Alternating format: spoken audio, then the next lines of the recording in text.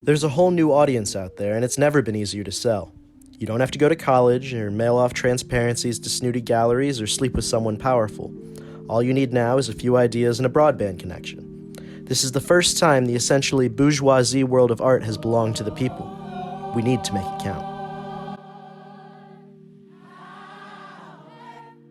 Banksy rose to prominence as a graffiti artist in the 1990s and has become known for his controversial, politically themed stencil pieces, as well as his performance art pieces around 2005.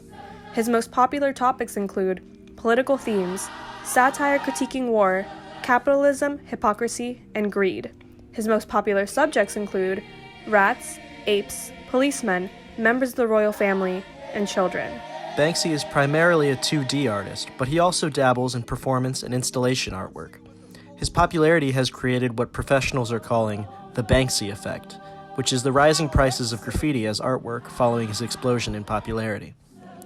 In 2010, Banksy was voted one of the world's 100 most influential people, and when asked to submit a picture, submitted what is believed to be the artist himself with a paper bag placed over his head.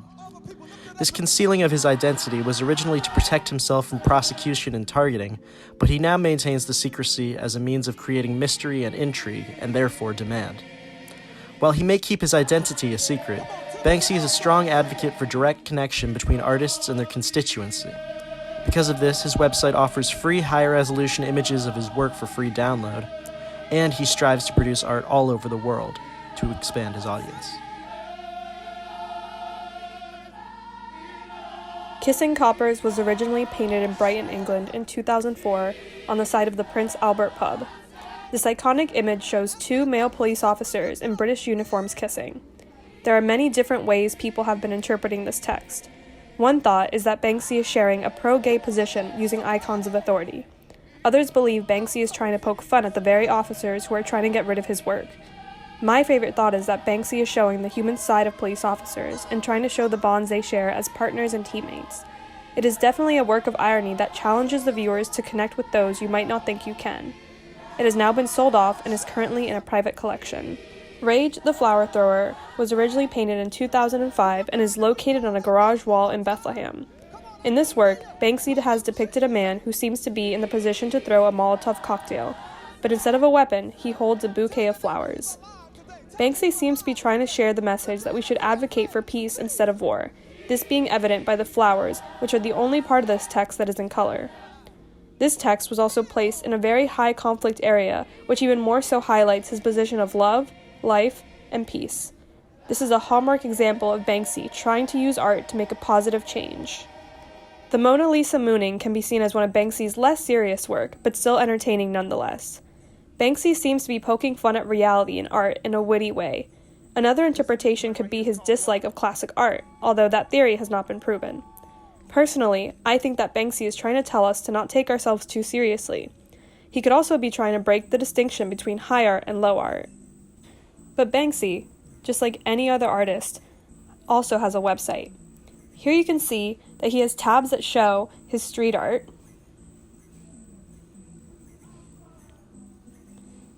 and then he has an inside tab, which I can only assume are for pictures that aren't displayed on the streets, which all these images are free to download.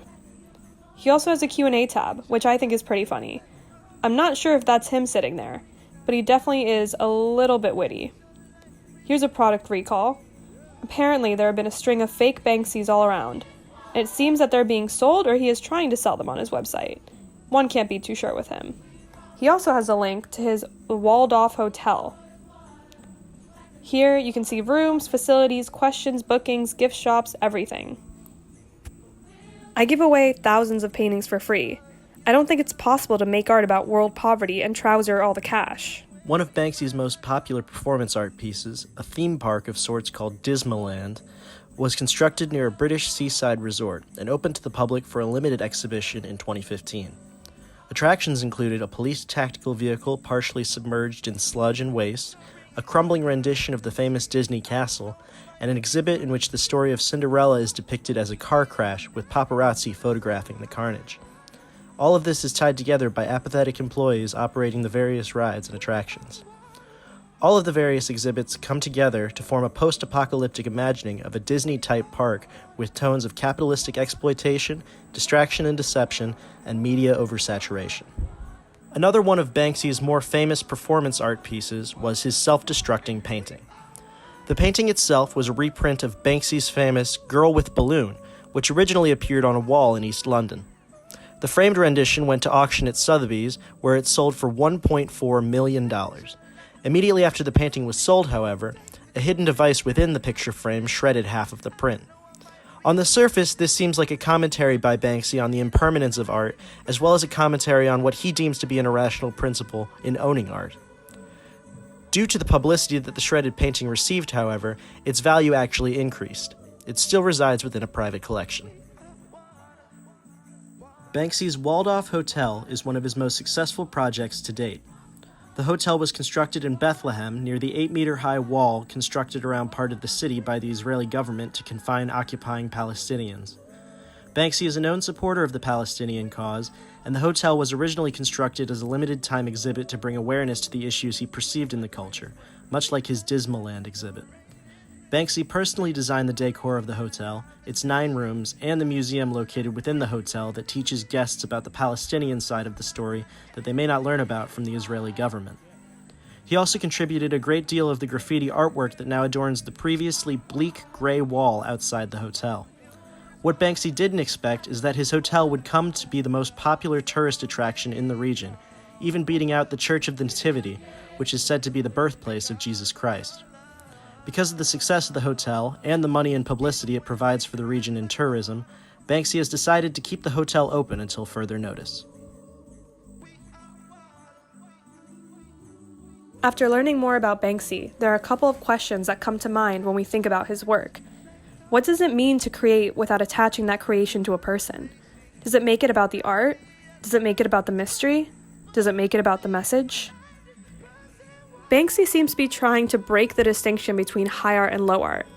His work of graffiti and performance pieces was typically seen as low art, but he has found a way of incorporating classical art like Monet's water lilies and the Mona Lisa into his work to show that the distinctions are blurry, and they're growing blurrier every day. Banksy is also an artist who places a great deal of importance on message and how art can affect the world by sparking conversation and generating awareness. It is no accident that Banksy's work appears almost exclusively in wealthy Western cities and war-torn or recently uprooted societies. His work focuses in on refugees and political prisoners, and emphasizes the point that while we may not agree with these people, they are still people, and therefore deserve at least a basic level of empathy. A lot of Banksy's work serves to illustrate how easy it is to become disconnected despite our world being so interconnected. That by only listening to what we choose to listen to and tuning out the problems of our fellow human beings, we choose to live in Disneyland and not Dismaland. But not everyone has that choice. That is why it is so important to Banksy that no matter how much money he makes, his art remains free to observe for the public. Banksy is not interested in making art for the upper class. That's been done for centuries. Banksy sees himself as the first true artist for the people. Banksy is a person who is doing something unique with text. Not only does he create beautiful visuals and performance pieces, but he really wants to make people stop and consider very important messages in their daily lives. He is taking street art and he is finding a way to merge that into politics, into social importance, and into very old topics that we should now explore. He really makes us think. He wants his viewers to think. He keeps himself anonymous because he knows it's not about him. It's about the message he is trying to send. Banksy's message is peace, love, acceptance, and fighting for what we know to be right, no matter the systems or people that stand in the way. He appeals to the best in people, to the basic goodness inherent within human nature. He doesn't view the world as a competition between nations or people, but as an interconnected community that can only hope to better itself through its connection to itself and to each other. In Banksy's mind, the best world is not a world that follows the rules or lifts up some of us to better prospects. Banksy creates art to make people think, because only by thinking can we hope to become better. His pictures are usually not very happy or have some aspect of darkness mixed in. But in Banksy's mind, this is a reflective image of the world we inhabit, and it becomes the responsibility of his audience to recognize both the beauty and the darkness, and to strive for beauty. Think, because those that want to keep you down don't want you to think. Love, because it is the only tool they cannot take away from you. Live, because we don't know how much longer we have left. What do you think? Said it's hard to see the hang-ups we have today. We need to strive for. You got to lift yourself up on your feet. Let's get it on. Lift yourself up on your feet.